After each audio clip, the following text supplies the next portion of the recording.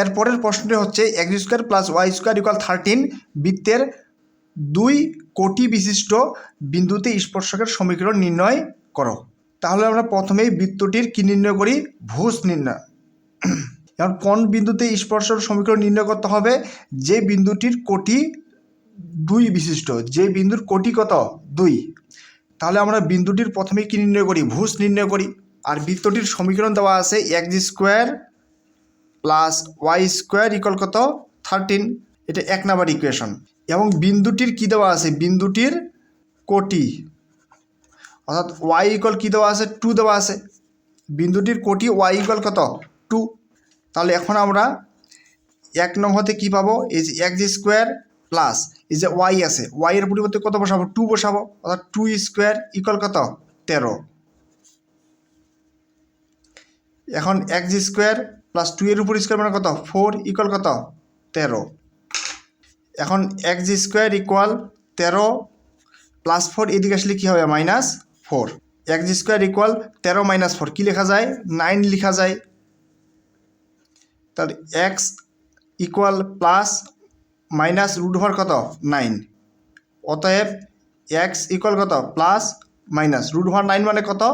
3। অর্থাৎ বিন্দুটির স্থানাঙ্ক হচ্ছে, বিন্দুটির স্থানাঙ্ক এই যে এক্সের মান কয়টি? এক্সের মান হচ্ছে প্লাস মাইনাস কত? 3। একবার +3 আরেকবার হচ্ছে -3। এক্সের মান কত? প্লাস -3, একবার +3 একবার কি? -3। অর্থাৎ বিন্দুটির স্থানাঙ্ক হবে 3, কত? ওয়াই হচ্ছে 2, অথবা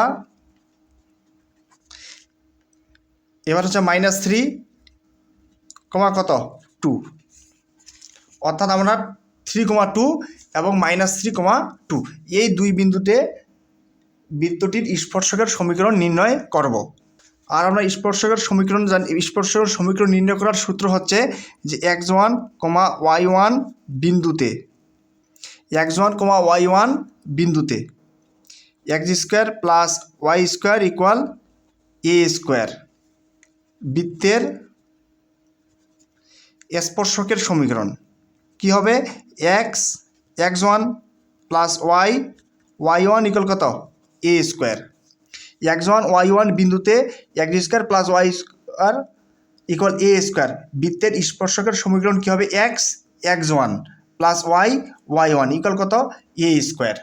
এখন আমরা প্রথমেই 3,2 বিন্দুতে বৃত্তটির স্পর্শকের সমীকরণ নির্ণয় করি। যে 3, কত? 2 বিন্দুতে x square plus Y square equal কত? 13 বৃত্তের স্পর্শকের সমীকরণ কি হবে? x1 বলতে কত? 3 প্লাস y1 বলতে কত?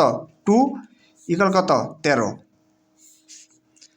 তাহলে আমরা লিখতে পারি 3x প্লাস 2y ইকুয়াল কত? 13। অতএব 3x প্লাস 2y ইকুয়াল কত? 13।